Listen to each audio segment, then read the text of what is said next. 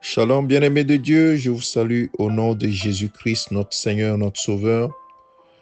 Le Seigneur, notre Dieu, nous a encore fait grâce ce jour, ce lundi 24 novembre 2025.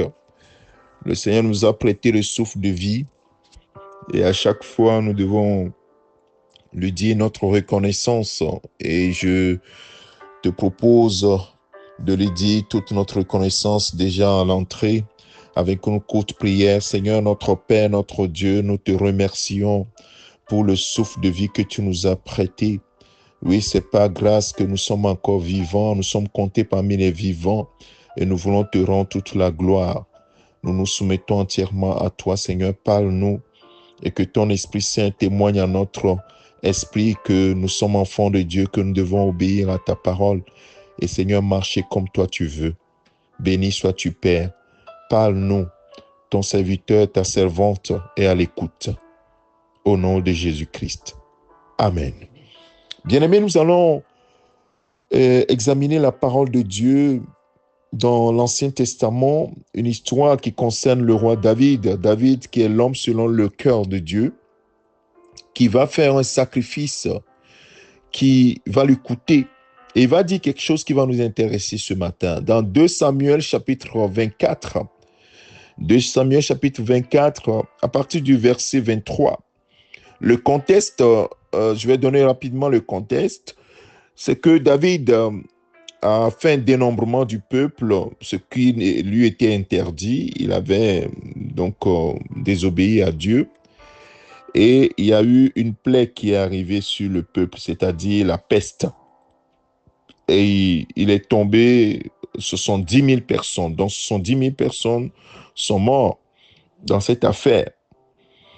Et donc, le prophète Gad, un prophète qui s'appelle Gad, par qui le Seigneur a envoyé la sentence, dire à David la sentence qui était prévue. Et Gad vient lui dire de faire un autel à l'Éternel. De faire un autel à l'Éternel. Et on va le lire à partir du verset 18, comme ça ce sera un peu plus clair. Ce jour-là, Gad vint auprès de David et lui dit, « Monte, élève un autel à l'Éternel dans l'aire d'Aravna, le Jébusien. » Dans 1 Chronique, chapitre 21, donc le nom là-bas, c'est Ornan. Donc, c'est le même nom qui est prononcé différemment, donc à Ravna, dans 2 Samuel, et dans Chronique, Ornan. C'est la même personne, c'est la même personne. Donc, ne soyez pas troublés si vous lisez la même histoire dans 1 Chronique, chapitre 21. C'est la même personne. À Ravna. Et David donc monta selon la parole de Gad, comme l'Éternel avait ordonné. Oui, c'est l'Éternel qui avait ordonné. Alors Aravna regarda et vit le roi et ses serviteurs qui se dirigeaient vers lui. Et Aravna sortit et se prosterna devant le roi, le visage contre terre. Aravna dit, « Pourquoi mon seigneur le roi vient-il vers son serviteur ?» Et David répondit, « Pour acheter de toi l'air et pour y bâtir un autel à l'Éternel afin que la plaie se retire de dessus le peuple. » L'air, c'est-à-dire que c'est un terrain. Un terrain, donc David vient pour acheter un terrain à cet homme qui s'appelle Aravna le Jébusien. Voilà, le propriétaire reconnaissant le roi avec beaucoup d'honneur. Et donc, qu'est-ce qu'il va dire? Verset 22, Aravna dit à David, « Que mon seigneur le roi prenne l'air et qu'il y offre des sacrifices qui lui plaira.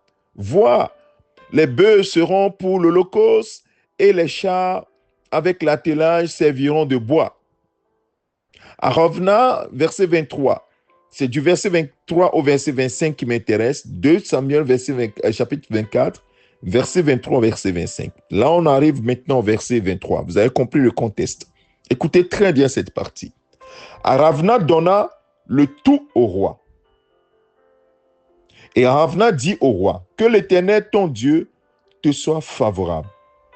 Mais le roi dit à Ravna, non, je veux l'acheter de toi à prix d'argent. Et je n'offrirai point à l'Éternel, mon Dieu, des holocaustes qui ne me coûtent rien. Waouh! Et David acheta l'air et les bœufs pour 50 cycles d'argent. David bâtit là un autel à l'Éternel et il offrit des holocaustes et des sacrifices d'action de grâce. Alors l'Éternel fut apaisé envers le pays et la plaie se retira d'Israël. Mon frère, ma soeur, quel est le message ce matin? Es-tu prêt ou prête à offrir à l'Éternel ce qui te coûte? Voilà le roi qui vient dans une situation, il veut acheter un terrain. Et un de ses sujets lui dit, mais non, roi, tu ne vas pas l'acheter, moi je te le donne cadeau. Et comme tu veux faire un holocauste, moi je t'offre même tout ce qu'il y a, puisque j'en ai, pour que tu offres l'holocauste, ainsi de suite. Donc tu n'auras rien à dépenser. Le roi dit, niet. Non, non, je veux l'acheter de toi à prix d'argent et je n'offrirai point à l'Éternel, mon Dieu, des holocaustes qui ne me coûtent rien. Mon frère, ma soeur, c'est un état d'esprit, c'est un cœur. Et c'est ce cœur que Dieu a vu quand il a appelé David l'homme selon mon cœur. David n'est pas un profiteur. David veut tout donner à Dieu, ce qui lui coûte le plus cher. Vous voyez, ça, c'est ce que Dieu a fait comme sacrifice. La Bible dit que Dieu a tant aimé le monde qu'il a donné son Fils unique, ce qui est cher à Dieu, son Fils unique, afin qu'il meure pour toi et moi. Dieu n'a pas donné ce qui ne lui coûte pas. Il a donné ce qui lui coûte le plus cher. Le plus cher. Et c'est l'état d'esprit de David. Je n'offrirai pas à l'Éternel un holocauste rien qui ne me coûte. Ça doit me coûter. Je dois sentir que j'ai dépensé pour mon Dieu. Vous voyez comment il appelait? Mon Dieu. À Ravna, je ne sais pas ce qu'il est pour toi, mais moi, c'est mon Dieu. Je ne vais pas offrir à mon Dieu quelque chose qui ne me coûte pas. Oh, mon frère, ma soeur, est-ce que c'est ton état d'esprit? Combien d'entre nous sont prêts à offrir que les miettes quand l'Éternel leur demande quelque chose? Bien-aimé, et c'est l'état de ton cœur, si c'est comme ça que tu réfléchis. Tu vois, c'est comme ça que Dieu voit ton cœur. Mon frère, ma soeur, ce matin, c'est juste pour que nous comprenions que Dieu doit être cher à notre cœur. Si nous croyons que Dieu a envoyé son Fils mourir à la croix, mon frère, ma soeur, Jésus n'a pas péché. Jésus, il a laissé sa position de gloire pour venir, il a pris le risque de venir prendre ta condamnation, ma condamnation. Et il est mort, une mort ignoble, pour que toi et moi nous soyons sauvés. Qu'est-ce qui peut coûter plus cher que de nous donner totalement à Dieu? Qu'est-ce qui peut coûter plus cher pour toi? Et tu dis, mais ça, je ne peux pas l'offrir à Dieu. Dieu lui a offert tout. Il a offert tout. Il a offert son Fils unique. Et toi et moi, nous ne sommes même pas prêts à offrir notre propre vie. Dans Romains chapitre 12, le verset 1, l'apôtre Paul dit, mes frères, on va le lire, Romains chapitre 12. C'est important que nous puissions faire le parallèle. Le parallèle. Si tu offres à l'Éternel ce qui ne te coûte pas, mon frère, ma soeur, Dieu ne va pas le prendre. Romains chapitre 12, verset 1. Je vous exhorte donc, frères, par les compassions de Dieu, à offrir vos corps comme un sacrifice vivant, saint, agréable à Dieu, ce qui sera de votre part un culte raisonnable. T'offrir toi-même. abandonner ta vie. Oui, ne pas satisfaire à tes propres besoins, mais accepter de mourir en toi-même et de satisfaire les exigences de Dieu. C'est tout ce que Dieu te demande. Il dit, aie la foi en mon Fils Jésus-Christ. Et maintenant, ne vis plus pour toi-même, mais vis pour celui qui est mort et ressuscité pour toi. Nous sommes incapables de le faire. Mais nous disons tout le temps, nous disons, oh Jésus, tu sais, je t'aime. Oh Dieu, tu sais, je t'aime. Révisons notre position, bien-aimé de Dieu. Est-ce que ton état d'esprit, ta mentalité, c'est d'offrir à l'Éternel toujours ce qui te coûte cher? Oui, ça coûte cher de s'offrir soi-même. De ne pas vivre comme tout le monde, mais de vivre séparé du monde pour Dieu. De vivre selon la volonté de Dieu. Ça coûte cher, ça coûte cher. Ça va te coûter des amitiés. Ça va te coûter des choses. Mais est-ce que tu es prêt à faire ce sacrifice? David lui dit, je n'offrirai à l'Éternel rien qui ne me coûte. C'est un état d'esprit. Mon frère, ma soeur, ce matin, le Seigneur t'appelle à cet état d'esprit. D'offrir à Dieu ce qui te coûte le plus. C'est-à-dire ta propre vie,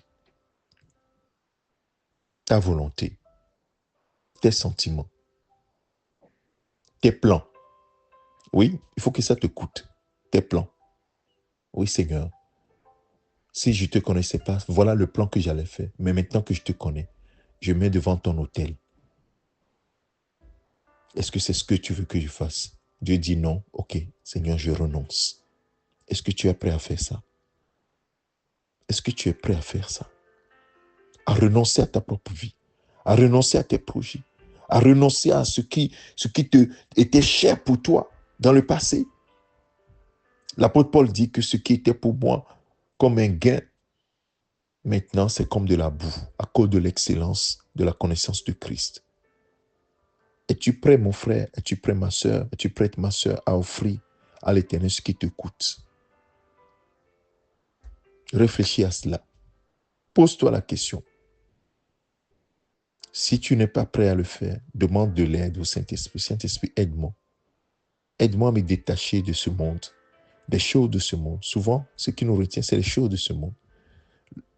Le plaisir de ce monde, l'orgueil de ce monde, la prestance de ce monde, les positions dans ce monde. C'est ça qui nous empêche de tout donner à Dieu, de nous abandonner à Dieu. Oui, nous devons tout offrir, nous-mêmes d'abord. Nous-mêmes. C'est nous-mêmes qu'il veut. Nos biens viendront après. Si tu donnes tes biens à Dieu, mais souvent, c'est des miettes que nous donnons même. Oh, David. Ayons l'état d'esprit de David. Ce qui nous coûte le plus. L'homme selon le cœur de Dieu.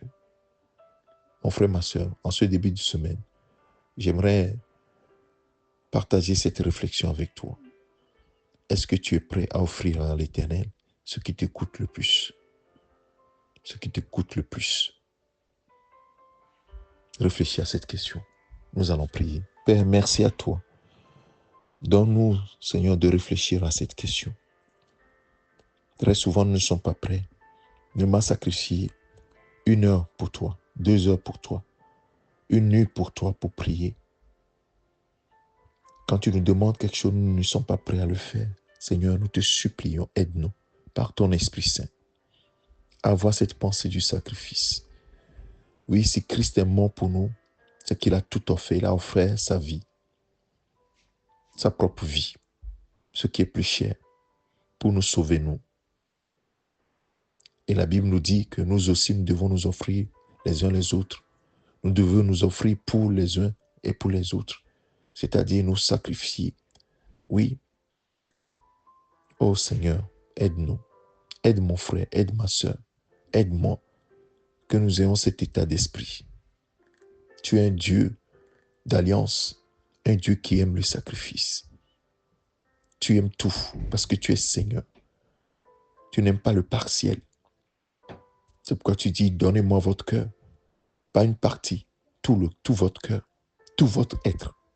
Seigneur, aide-nous à t'offrir tout notre être, tous nos biens à ta disposition. Oui, tout ce qui peut nous coûter cher, que nous puissions te l'offrir. Parce que toi, tu as fait plus. Tu as donné la vie de ton Fils. Et tu nous as dit d'ailleurs que nous t'avons coûté cher le prix du sang de ton Fils. Donne-nous de comprendre cela et d'être dans ce même état d'esprit, de t'offrir tout, ce qui nous coûte cher, notre avenir, notre carrière, notre prestance, notre position sociale, que nous puissions t'offrir cela, si tu nous le demandes. Aide-nous, Seigneur. Merci, Père, de ce que tu es fidèle, et tu le feras pour la gloire de ton seul nom. Au nom de Christ Jésus, nous avons prié. Amen. Que le Seigneur te bénisse, mon frère, ma soeur. Je te souhaite une excellente journée dans le nom de Jésus-Christ. C'est ton serviteur, Pasteur Alexandre. Amen.